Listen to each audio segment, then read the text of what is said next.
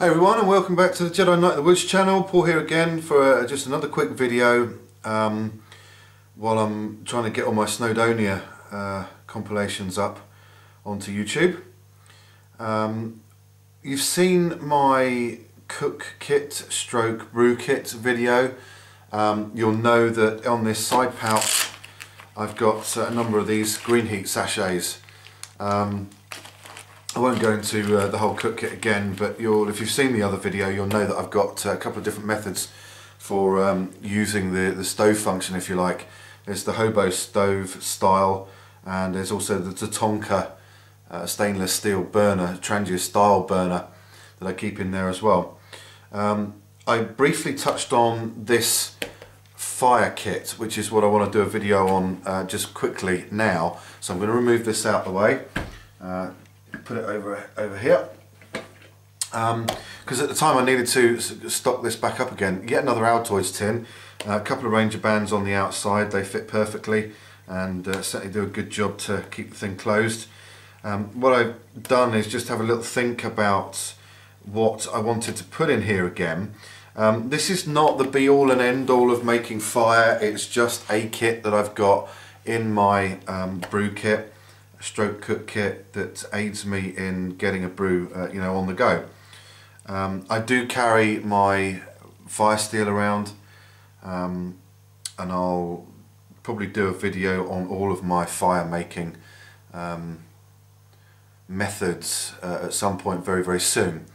But there's a number of different ways and means of starting fires in here that I just thought I would run through with you very quickly for different scenarios.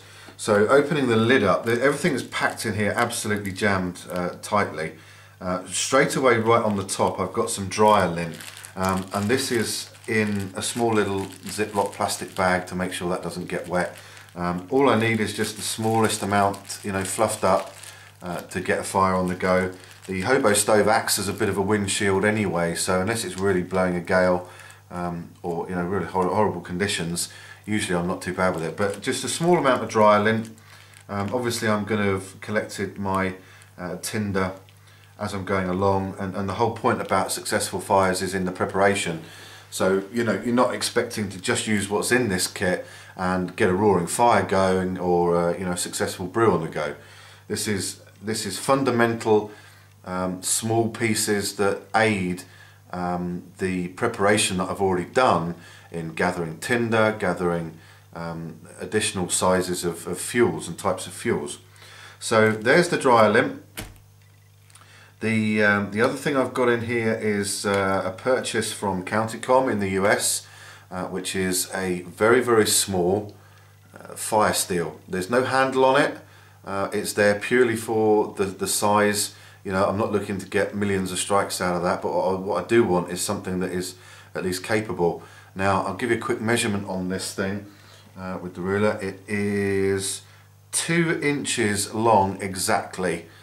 Just hold that up a bit. 2 inches long exactly, and the thickness is what, 3/8 of an inch wide.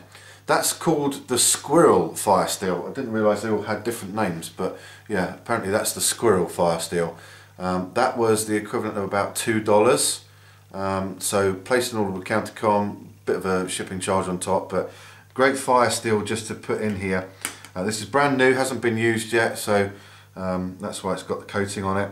But I'm going to have my knife with me, other means of scraping this.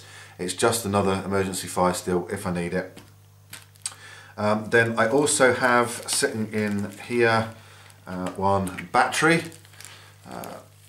What's it, 4-volt battery, something like that, whatever it is.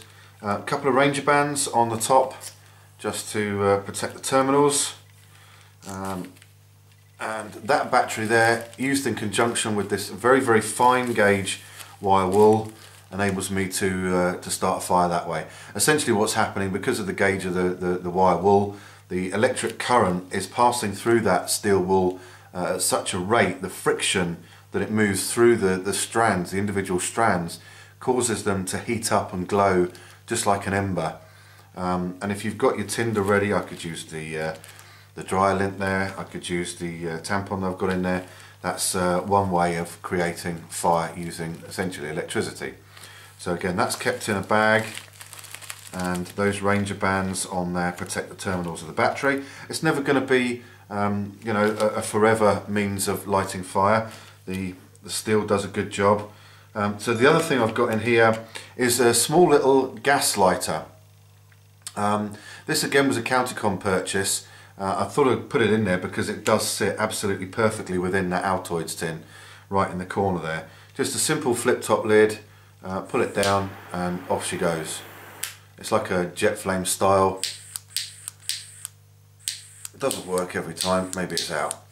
I have been playing with it quite a bit.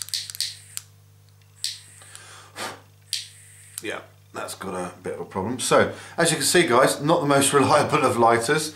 Might have to readdress that one, but probably just out of fuel because I've been mucking around with that quite a bit today. So refill that one, and then protected in another plastic bag and also a cardboard tube is the condom, no not the condom, the tampon should I say. Don't need to tell any of you how good that stuff is for fire lighting. Fluff it up and you've got your tinder, and also sitting right at the bottom is for sunny days, meaning that I don't have to expend any fuel, any gas, nothing to wear down, is the Fresnel lens. And if any of you have seen these things at work, they can work within seconds as well. I'll probably do a video on this, as I say, with all my firelighting capabilities, just to show you how quickly that works. What I have got in the pouch in the Brew kit is the little tin of char cloth, and these things on a sunny day, you get this, you know, really focused on that char cloth, and that will work pretty quickly. So there you have it guys, that's my little fire kit within the Brew kit. Any questions, positive, constructive criticism is always welcome.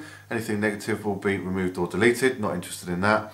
As you can see, I think I've got a good couple of capable, including the Ranger bands, for wet weather fire lighting, some fairly capable means of starting a fire there. So it's not the be all and end all, but it is giving me a couple of options if I need them. So thanks very much guys, look forward to seeing in another video.